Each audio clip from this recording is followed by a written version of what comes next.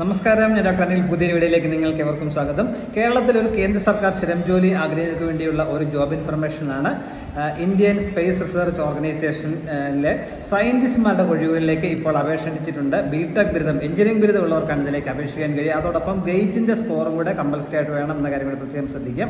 അപ്പോൾ ഇതിലേക്ക് 92 സ്ഥിരം ഒഴിവുകളാണുള്ളത്. കേരളത്തിൽ വിക്രം സാരാഭായ് സ്പേസ് സെൻ്റർ ഉൾപ്പെടെയുള്ള സ്ഥാപനങ്ങളിൽ ഒഴിവുകളുണ്ട് എന്ന കാര്യം ഓർമ്മിക്കുക. അപ്പോൾ താല്പര്യമുള്ളതിലേക്ക് ഓൺലൈനായിട്ട് വേണം അപേക്ഷിക്കാനായിട്ടുള്ളത്. 2026 ഓഗസ്റ്റ് 17 വരെയാണ് അപേക്ഷിക്കാൻ കഴിയുക. ഇതേക്കുറിച്ചുള്ള കൂടുതൽ കാര്യങ്ങളാണ് ഈ വീഡിയോയിൽ ഷെയർ ചെയ്യുന്നത്. കാര്യങ്ങളൊക്കെ നിങ്ങൾ പൂർണ്ണമായിട്ടും മനസ്സിലാക്കാനായി വീഡിയോ മുഴുവനായിട്ട് കാണുക. അതുപോലെ ആദ്യമായിട്ടാണ് ചാനൽ കാണുന്നുണ്ട്, ഇതുപോലെ ഇൻഫർമേഷൻസ് ഇനിയും ലഭിക്കാൻ നിങ്ങൾ ചാനൽ സപ്പോർട്ട് ചെയ്യും, കൂട്ടുകാർക്കൊക്കെ ഷെയർ കൊടുക്കുകയും ചെയ്യുക. എലിജിബിളുള്ള കൂട്ടുകാർക്കും ഇതിലേക്ക് അപ്ലൈ ചെയ്യാൻ അവസരം ലഭിക്കട്ടെ. നമുക്കിതിൻ്റെ വിശദാംശങ്ങൾ പരിശോധിച്ച് നോക്കാം. ഞാൻ പറഞ്ഞത് ആകെ 92 സ്ഥിരം ഒഴിവുകളാണുള്ളത്.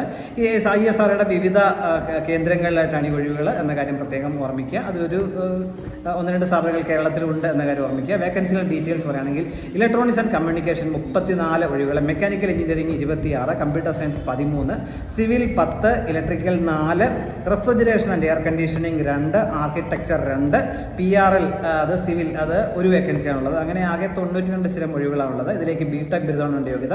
അതിലെ ഒരു വേക്കൻസി ആർക്കിടെക്ചറിന് മാത്രം BR കാണുന്ന കാര്യം പ്രത്യേകം ശ്രദ്ധിക്കുക. അതാത് വിഷയങ്ങളിലുള്ള ഗേറ്റ് പരീക്ഷ ഗേറ്റ് 2025 അല്ലെങ്കിൽ ഗേറ്റ് 2026 ക്വാളിഫൈ ചെയ്തവർക്ക് മാത്രമാണ് ഇതിലേക്ക് അപേക്ഷിക്കാൻ കഴിയുക. അപ്പോൾ ഇതിലേക്കുള്ള സ്ക്രീനിങ് എന്ന് പറഞ്ഞു കഴിഞ്ഞാൽ ഗേറ്റിൻ്റെ സ്കോർ അനുസരിച്ചായിരിക്കും. അങ്ങനെയുള്ളവരായിരിക്കും ഇൻ്റർവ്യൂവിന് വിളിക്കുക. ഇൻ്റർവ്യൂ മാത്രമായിരിക്കും മിക്കവാറും സെലക്ഷൻ എന്ന കാര്യം പ്രത്യേകം ശ്രദ്ധിക്കുക.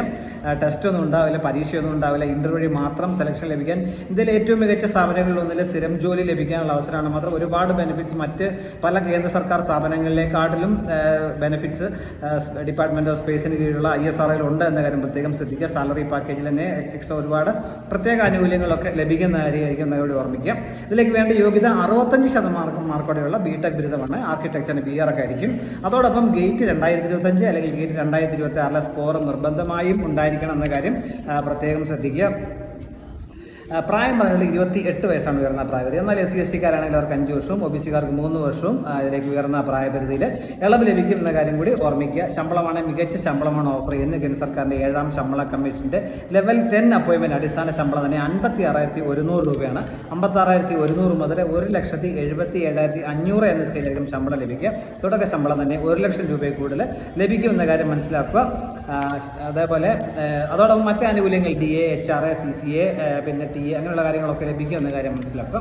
അപ്പോൾ ഇതിലേക്ക് അപേക്ഷിക്കേണ്ട ഓൺലൈനായിട്ടാണെന്ന് പറയുന്നത് ISROയുടെ വെബ്സൈറ്റായ www.isro.gov.in എന്ന സൈറ്റ് വഴി വേണം ഇതിലേക്ക് അപേക്ഷിക്കാനായിട്ടുള്ളത്. താല്പര്യമുള്ളവർ ഇതിലേക്ക് ഓഗസ്റ്റ് 17 മുമ്പ് അപേക്ഷിക്കാൻ നോട്ടിഫിക്കേഷൻ്റെ ലിങ്കും അപ്ലൈ ചെയ്യുന്ന ലിങ്കും കമൻറ്റ് ബോക്സിൽ കൊടുക്കാം. താല്പര്യമുള്ളൊരു അവസരം പരമാവധി പ്രയോജനപ്പെടുത്തുക, കൂട്ടുകാരെ ഷെയർ കൊടുക്കുക. ഇത്രയും നേരം വീഡിയോ പൂർണ്ണമായും കണ്ടില്ലെന്ന് രേഖപ്പെടുന്നതോടൊപ്പം ഇനിയും ഇതുപോലെ ഇൻഫർമേഷൻസ് ഒക്കെ ലഭിക്കാൻ നിങ്ങൾ ചാനൽ സപ്പോർട്ട് ചെയ്യണം. കൂട്ടുകാർക്ക് ഷെയർ കൊടുക്കാൻ മറക്കരുത്. എല്ലാവർക്കും ഒരിക്കൽ കൂടി നല്ല കരിയർ ഉണ്ടാവട്ടെ. Thank you very much.